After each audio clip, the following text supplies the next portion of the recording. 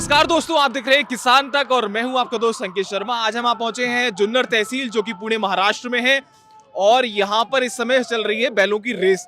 जी हां, यहां पर जो बैलों की रेस होती है बीते लंबे वर्षों से बताते हैं कि 50-100 वर्षों से भी पहले जो यहाँ के किसान थे वो इस पहाड़ी के निकट आते थे। आप ये देखेंगे कि ऊपर एक प्राचीन मंदिर है और यहाँ पर किसी खास में किसकी वो पूजा करते थे और अपनी मन्नत मांगते थे।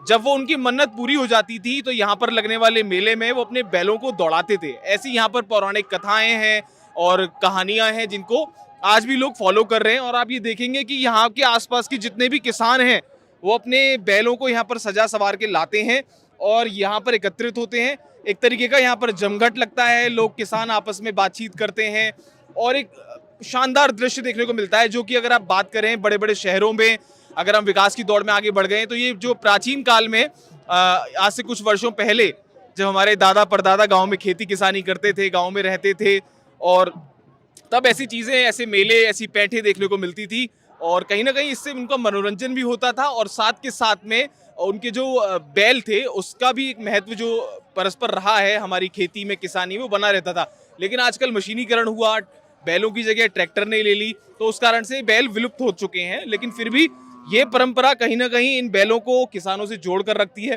अगर आप पीछे देखें तो यहाँ पर कुछ बैलों के पीछे बैलों के ऊपर हल्दी लगा रखी है। तो एक किसान से जब हमने बात करी तो उन्होंने इसका महत्व बताया कि हल्दी जो होती है बहुत फायदेमंद होती है, कैंसर से लड़ने में भी ये बहुत सक्षम होती है, यहाँ तक कि एंटीबैक्टीरियल भी होती है।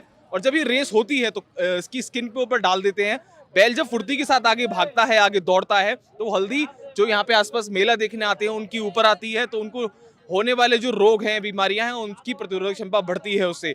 तो इस वीडियो में, इस खास पेशकश में आज हम आपको पूरी ये बैल की रेस दिखाएंगे और यकीन मानिए यहाँ पर इतने सुंदर सुंदर बैल हैं कि आपको इस वीडियो को देख के आपका मन प्रसन्न हो जाएगा और आप भी पुराने दिनों में पहुंच जाएंगे जो हमारे बड़े बुजुर्ग होते थे जब वो अपने गाँव में इस तरीके की रेस का आयोजन करते थे और उसमें शामिल होते थे। तो बने रहिए हमारे साथ, देखते रहिए किसान तक। तो अभी आपने देखा कि इस समय हम आए हुए हैं जुन्नर में और जो कि पुणे महाराष्ट्र में, और यहाँ पर चल रही है बैलों की रेस।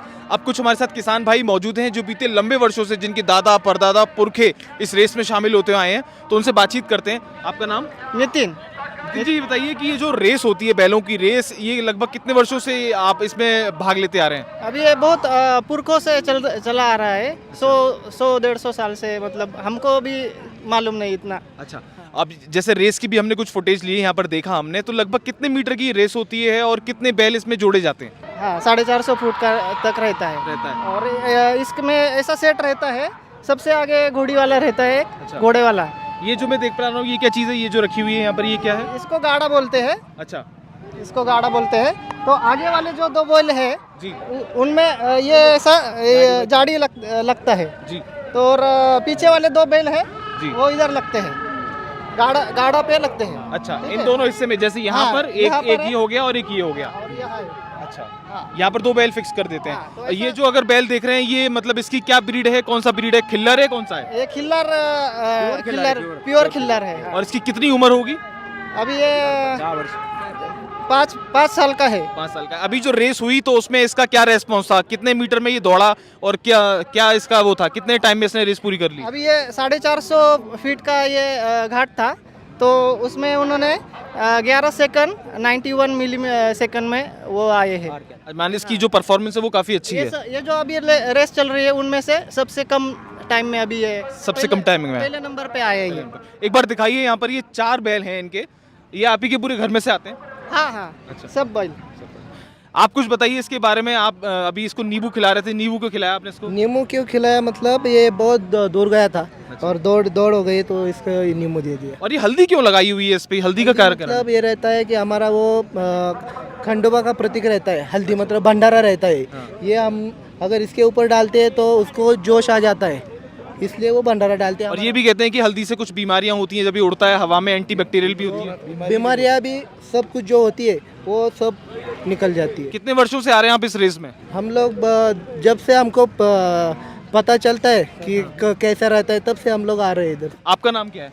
शैलेश तांबे। अच्छा शैलेश तांबे, आप आज क्या लेके आए? आपने भी बैल दौड़ाए अपने यहाँ पर? हाँ बैल, ये बैल हमारे है सब। अच्छा। सब हम दोस्त लोग मिलके ये सब रेस में अपना किन किन बातों को ध्यान रखना पड़ता है जब बैल यहाँ पर आप लेकर आते हैं? तो कभी बैल हट जाता है, उससे छूट जाता है, तो क्या अच्छे से ट्रेन करना पड़ता है बैल को पहले? उसको पहले ट्रेन करना पड़ता है, फिर अच्छी तरह से उसको सब रस्सी बिस्सी बांध के सब पकड़ने का, और सब लड़के लोग, दोस्त, घर वाले सब, हमारे बाप दादा सब हम मिलके उसको बराबर ठीक तरह से करते हैं। हाँ लगाते हैं इसको। लेकिन अब ये देखा जा रहा है कि जैसे कि आजकल लोग महत्व कम हो गया है। जो प्राचीन चीज़ें थी, जैसे ये था, या मेला लगता था, या कबड्डी कुश्ती होती थी, आजकल कहीं ना कहीं शहरों में वो चीज़ें कम हो गई हैं। तो आपको क्या लगता है कि इसका क्या और क्या महत्व है? जब आप इकट्ठे होते हैं एक जगह, तो इसका और क्या क्या फ़ायदा मिलता है आपको? इसका भी क्या है, ये जो बैलगाड़ा शर्यत है ये हमारे पूर्वजों से चालू आ रहा है।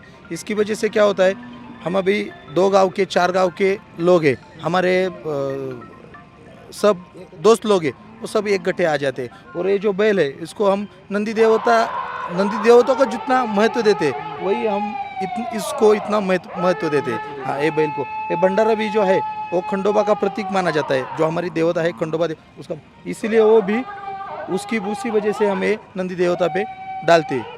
तो ये काफ़ी अच्छी चीज़ें बताई इन्होंने कि पौराणिक कुछ कथाएं भी हैं जिसको लेकर ये अपनी गायों का, जो देसी नस्ल की गायें हैं, उनका भी संरक्षण करते हैं। लेकिन मशीनीकरण के कारण कहीं ना कहीं हमारे खेतों से बैल गायब हो गए। जो हमारी देसी गौ माता है वो भी सड़कों पर घूम रही है, उनको भी हमने छोड़ दिया है। अगर हम इस तरीके के आयोजन अपने क्षेत्र में करते रहें, अपने गाँवों में करते रहें, तो कहीं ना कहीं जो पौराणिक एक प्रतीक था चीज़ों का, लोगों के इकट्ठा होने का, एक सामंजस्य बैठाने का, वो परस्पर बना रहेगा। तो आशा करते हैं आपको ये रेस पसंद आई होगी जो हमने आपको दिखाई थी। अभी और भी चीज़ें कुछ हैं इस रेस से जुड़ी, वो हम आपको दिखाएंगे। बने रहिए, तब तक देखते रहिए किसान तक।